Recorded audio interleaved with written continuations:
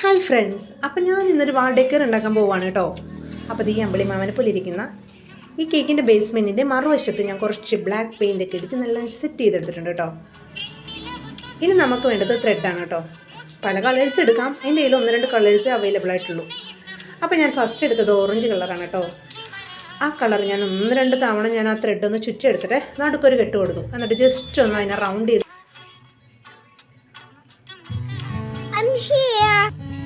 പിന്നെ ഞാൻ അതിൻ്റെ വൈറ്റ് ഷെയ്ഡും പിന്നെ വയലറ്റ് ഷെയ്ഡും അതിനുശേഷം ഞാൻ ബ്രൗണും പിന്നെ മെറൂൺ ഷെയ്ഡും കൂടി എടുത്തു കേട്ടോ. എല്ലാം ഞാൻ ഫെവിക്കോൾ വെച്ചൊന്ന് സെറ്റ് ചെയ്ത് കൊടുത്തു. പിന്നെ എംസിൽ വെച്ചിട്ട് അതിൻ്റെ ലീഫും തണ്ടും കൂടെ സെറ്റ് ചെയ്തു. പിന്നെ എൻ്റെ കയ്യിൽ ഗ്രീൻ ഷെയ്ഡ് ഡാർക്കാണ് ഉണ്ടായത് കേട്ടോ. അതും യെല്ലോയും കൂടെ മിക്സ് ചെയ്ത് നല്ലൊരു ഗ്രീൻ ഷെയ്ഡാക്കി എടുത്തു. ഇതാണ് നമ്മുടെ വാൾ ഡെക്കർ ഏകദേശം റെഡി ആയിട്ടോ. എങ്ങനെയുണ്ട് നിങ്ങൾ അഭിപ്രായം പറയണേ.